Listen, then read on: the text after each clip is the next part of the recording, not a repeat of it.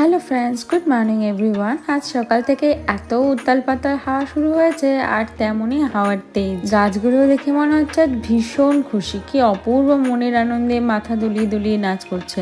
আর একে দেখো, আজ থেকেই নতুন জামা পরা শুরু করে দিয়েছে। আসলে ওর জন্য তো প্রচুর কটনের জামা এবার নিয়ে এসছি। দেখে মনে হচ্ছিল না জামাগুলোর একদম ছোট হবে, তাই একবার মা ধুয়ে একবার ওকে আজকে পরিয়েছে। কি সুন্দর সেট হয়েছে আর কি অপূর্ব লাগছে দেখতে।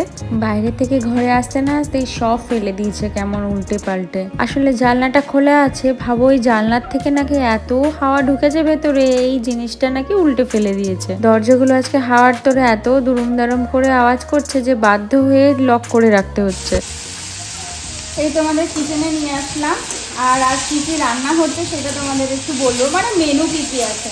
এখানে পেঁয়াজ, রসুন, লঙ্কা এটা একটু ভাজা ভাজা হতে দিয়েছি, কারণ পেঁয়াজটা আজকে তো পেস্ট করবো, আর কাঁচা পেঁয়াজ একদম পেস্ট করতে ভালো লাগে না, তাই জন্য একটু ভাজা করে যদি পেঁয়াজটাকে পেস্ট করি সেটা খেতে ভালো লাগে। এই যে বাবার জন্য নিয়ে এসেছি যে পেঁয়াজটা বড় বড় বোয়াল মাছ, কারণ বাবার শরীরটা সত্যিই খুব খারাপ আর বাবার মুখে একদম রুচি নেই, তাই ভাবলাম এই বোয়াল মাছটা একটু ঝাল ঝাল করে ম্যারিনেট করে রেখে একটু ঝাল ঝাল করে রান্না করব।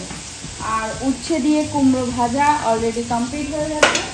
আর হবে বাবার জন্য এই যে এটা মা পেঁয়াজ দিয়ে রসুন দিয়ে নাড়া করবে না বাটা করবে সেটাই বুঝে পাই না, কারণ বাবা ভালোবাসে পেঁয়াজ দিয়ে রসুন দিয়ে নাড়া, আর আমি ভালোবাসি সাদা বাটা। এবার দেখা যাক কোনটা হয়। আর জ্বরের মুখে যেটাই হবে একটু ঝাল ঝাল করতে হবে। বাবা তো বললো দুপুরবেলা কিছু রান্নাই করতে না, নাকি খাবেই না, আমি ভাতই খেতে পারবো না, কিন্তু খেতে তো হবে, না খেয়ে কী করে চলবে বলো, শরীরে শক্তিটাও পাবে না। কি বাবা, আরে তুমি এই আজকে এখানে এই পরিষ্কার করার ব্যবস্থা করবা। এই থালাটা ছিল লোকে না, উঠতে পারছিল না, থালাটা চাপা দিয়ে দে না। আরে কি করে এখন উঠে গেছে তো, ও উপর দিয়ে মানে বেরিয়ে যাবে। মাই গুডনেস, থালাটা শুনছিস না? আরে তুমি ওখানে যাও না, আরে যাবা না ওখানে।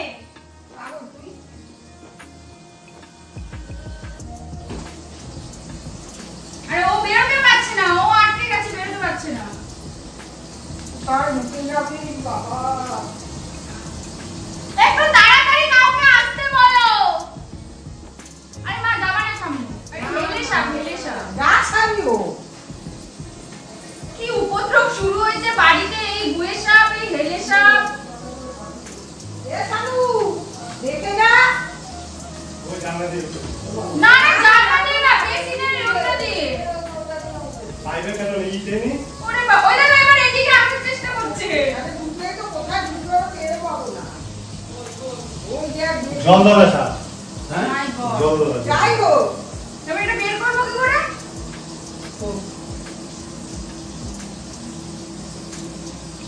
জল দাও ঢুকলো কি হবে। আরে বেসিনের মধ্যে সাপ যাও তো জিতলা জিতলা উঠে আসছে, দেখো না নরম করো না। আরে ভাই ছিটকে চলে আসবে, ভাই ছিটকে চলে আসবে, করিস না। আরে ছিটকা তুই ওই উপর দিয়ে ওই জানলার উপর দিয়ে উঠে দে, জানলার উপর দিয়ে, জানলার উপর দিয়ে উঠে দে। আরে দাঁড়াও, ও উঠাবে কি করে, জানলার উপর দিয়ে ওঠা চাইছে, ও তো চেষ্টা করছে ওঠানোর।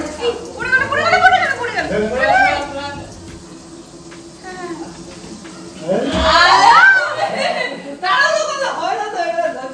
আবার পড়ে গেল।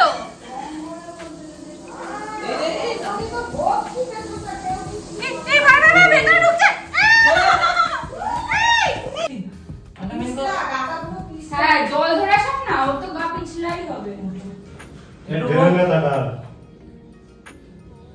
বস্তা দেবো বস্তা দেবো। হ্যাঁ আমারে ইয়ে দাও একটা বস্তা দাও, বস্তা দাও, এদিকে আমার ভয় বিয়ে হচ্ছে। আরে গামলাটায় তুলবা, গামলাটায় তুলবা। আরে গামলাটায় তুললে তো মাল আবার বেরিয়ে যাবে, ফুসফুস করছে তো। ভাই আমি একটা বালতি দাও, একটা বালতি দাও। কথা বলবো ভাই, এইটা দিয়ে মুখটা চাপা দে। হ্যাঁ হ্যাঁ হ্যাঁ হ্যাঁ এটা ভালো বুদ্ধি দিলাম।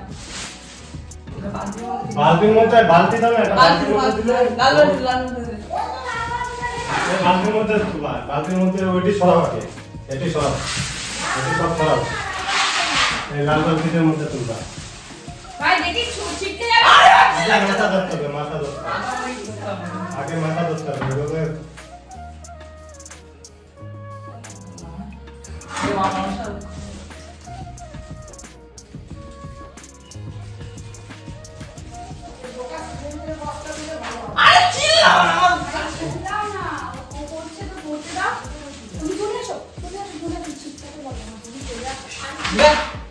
আরে মাথাটা চাপো না, এরকম করে মাথাটা চাপ দাও, মাথাটা চাপ দাও। ওকে পোকা দিয়ে ঢুকে যাচ্ছে নাকি? না না, ওদি ঢুকে গেলে তো ভালোই হতো। ভাই পেছনটা ধরিস না ভাই, লেজটা ধরিস না। না লেজ ধরবো কি হবে? না না, লেজ ধরিস না। লেজ ধরলে কিন্তু সামনে থেকে কিন্তু আটকে যাবে, সামনে থেকে মেরে দেবে। হ্যাঁ, মাথাটা চেপে ধর, মাথাটা। চুলে তেল দিতে দিতে এমন একটা বিপত্তির সম্মুখীন হয়েছিলাম, তাই বাকি তেলটা এই সমস্ত কিছু মেটানোর পর এখন একটু ভালো করে চুলে ম্যাসাজ করে তারপর চুলটা কিছুক্ষণ বেঁধে রাখবো। যতই আমি ভাবি না কেন কোনো কিছু তাড়াতাড়ি করব, কোনোভাবেই আমার কখনো পসিবল হয় না সেটা। এখন আসলাম আমি মিক্সির কাজটা করতে। তোমাদের তো দেখিয়েছিলাম যে কচু মা ঘষে রেখে দিয়েছে। মা আজকে বললো যে আমার জন্য একটু সাদা বাটা করে দেবে। এই কচু বাটা খেতে যে আমার কি ভালো লাগে, কিছুই লাগে না, লঙ্কা রসুন দিয়ে ভালো করে পেস্ট করে সর্ষের তেল দিয়ে একটু মেখে নিলেই হয়, ব্যাস। এদিকে যে আমি মশলাগুলোকে ভেজে ঠান্ডা হতে দিয়েছিলাম, এবার সেগুলোকে পেস্ট করে নেব, কারণ ম্যারিনেট করতে হবে মাছটা। এতে আছে পেঁয়াজ, টমেটো, রসুন আর লঙ্কা, ব্যাস। পেস্টের কাজটা হয়ে গেছে, একদম মিহি পেস্ট হয়ে গেছে। এবার মাছটাকে ম্যারিনেট করে নিই, চলো। আজকে এক এক রকমের ওয়েদার। সকালবেলায় হালকা হালকা একরকম ছিল, তারপরে তো সাপের উপদ্রব গেল। এখন আমাদের রান্না বান্নাও পুরোপুরি কমপ্লিট হয়নি, আর এর মধ্যেই বাইরের অবস্থাটা শুধু দেখাই। মাথায় তেল দিয়েছি, কখন স্নান করবো জানি না, এক গাদা চুল উঠছে, মানে বিপত্তি কি যে অদ্ভুত রকমের। আজ তো সকাল থেকে আকাশটা একটু মুখ গোমরা করে বসেছিল, যদিও একবার এমন ঝমঝমিয়ে নামবে তার বলার অবকাশ একদমই রাখেনি। তবে বৃষ্টিটা মুষলধারায় নেমেছে। আমাদের এই দিকটাতে না, বৃষ্টি নামলে বৃষ্টির ফোঁটা আর প্রকৃতির সৌন্দর্য মিলেমিশে কি যে এক প্রকার অদ্ভুত দেখতে লাগে। ঠিক তেমনই রোদ উঠলেও এখান থেকে আকাশের এক অদ্ভুত পরিবর্তন দেখা যায়। সবটাই তোমাদের দেখিয়েছি, কোন মুহূর্তটা বেশি ভালো লাগে তোমরা জানিও আমাকে।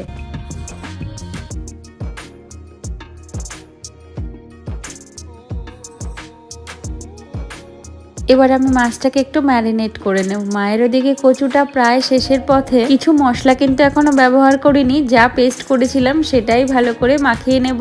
আর মা শুধু আগে একটু হলুদ দিয়ে দিয়েছে, ব্যাস। আসলে বোয়াল মাছ না একটু রসিয়ে কষিয়ে না রান্না করলে ভালো লাগে না, আর আমি ফাটার ভয়ে একটু ভাজিও কম। তবে আমি দেখেছি না ভেজে যদি এরকম ম্যারিনেট করে রান্না করা যায়, তার স্বাদটা কিন্তু একটু আলাদাই হয়।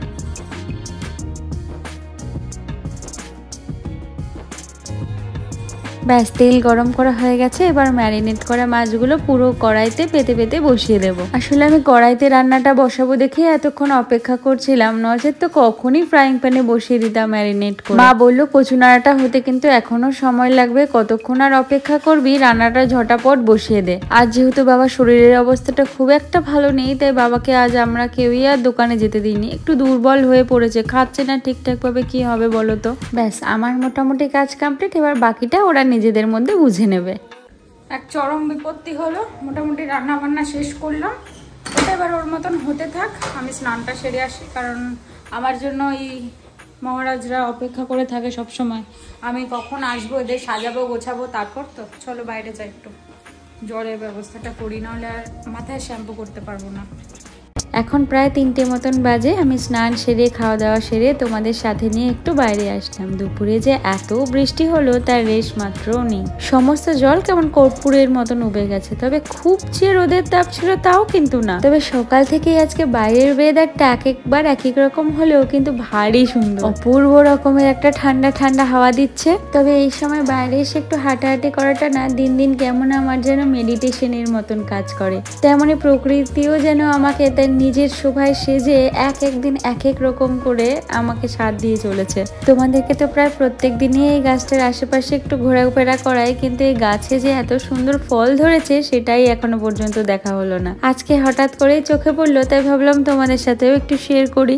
এটা তো ডুমুর গাছ, পুরো গাছময় কেমন ভরে গেছে সবুজ সবুজ ফলে। খুব একটা বড় হয়নি, তবে ঝাঁক ধরে বেশ অনেকটাই হয়েছে। পাতার দিকটাতেও প্রচুর ছোট ছোট বীজের মতন ফল ধরেছে। বড় হলে বেশ ভালোই লাগবে, তবে একটু একটু করে যখন বড় হবে তোমাদেরকেও দেখাবো তখন। তবে ডুমুর ফলটা আমি কোনোদিনই খাইনি, খুব একটা ভালোও লাগে না। আসলে আমি তোমাদেরকে ওটাই বলেছি যে যেটা আমার ভালো লাগে না, নাম শুনলেই কোনোদিনও টেস্ট করেও দেখতে চাই না। তবে মা খেলে তোমাদেরকে রিভিউ দিতে পারবো কেমন হয়েছে। এদিকে গোলাপ ফুলটার কাছে আবার আজকে একটু আসলাম। সেদিন তোমাদেরকে দেখিয়েছিলাম না পুরো গাছময় ভরে কি সুন্দরভাবে ফুলগুলো দিয়ে সেজে উঠেছিল। আজ কেমন অদ্ভুত হয়ে সমস্ত ফুলগুলো শুকিয়ে কয়েকটা ফুলই আছে, কিন্তু খুব একটা থোকা নেই। গাছটা দেখতে ভালো লাগবে দেখে আমরা কখনোই ফুলগুলো তুলি না, তাই ফুটে যাওয়া ফুলগুলো গাছের মধ্যেই শুকিয়ে ওই বোটার মধ্যেই আটকে রয়ে গেছে।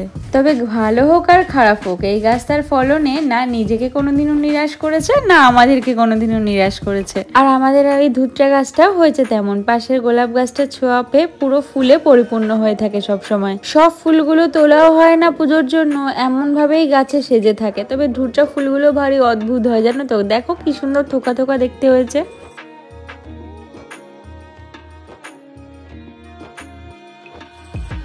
এবার আস্তে আস্তে ঘরের দিকে যাই, একটু শুতে হবে। অনেক বাইরে হাঁটাহাঁটি করলাম, প্রত্যেকদিন একটা নেশা হয়ে গেছে যে এই সময়টা একটু বাইরে গিয়ে প্রকৃতির সাথে নিজেকে কিছুটা সময় কাটাবো, বেশ ভালো লাগে জানো তো।